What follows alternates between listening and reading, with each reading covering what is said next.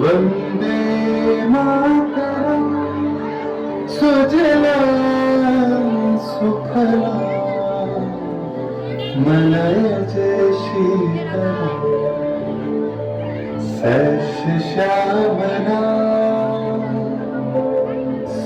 सश्यामला मातरम वंदे मातरम।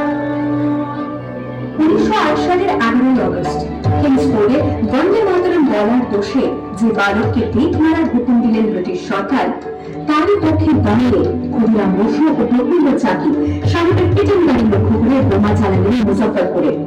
সাহেব নিহত হলেন না, তবু নাবালক ক্ষুদিরামকে ফাঁসির হুকুম দেওয়া হলো। জননী গুলো তুলে বুকে শান্তনা বাস দেহ তুলে চোখে কাঁদেছে প্রভু জন্ম পদে ত্রিংশতি কোটি নরনারী।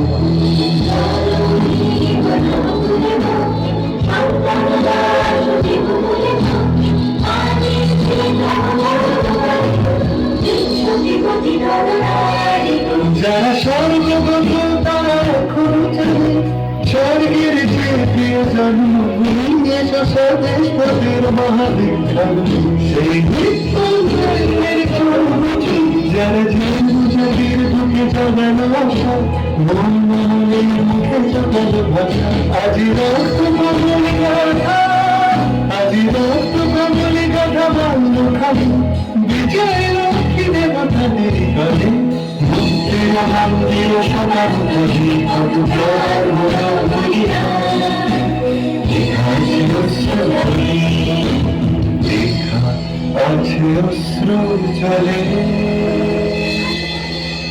সেপ্টেম্বর 1915 ইংরেজদের সঙ্গে সম্মুখ সমরের স্বাধীনতা ছিনিয়ে নিতে অস্ত্র আনার পরিকল্পনা করেন যতীন্দ্রনাথ মুখোপাধ্যায়।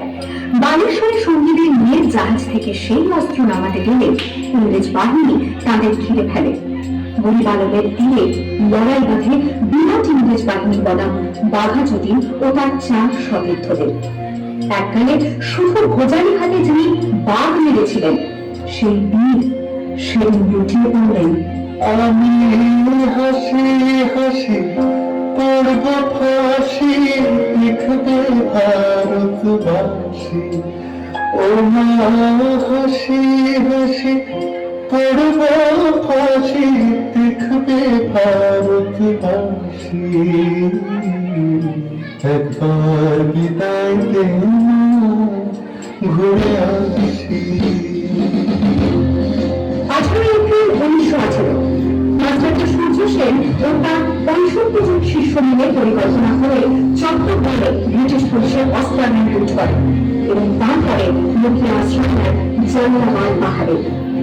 4 দিন পর ব্রিটিশ বাহিনী খুঁজে বার করে মাস্টারদা ও তার সঙ্গীদের। সেদিনের অস্ত্র সূর্য ছিল সূর্য সেনের রক্তে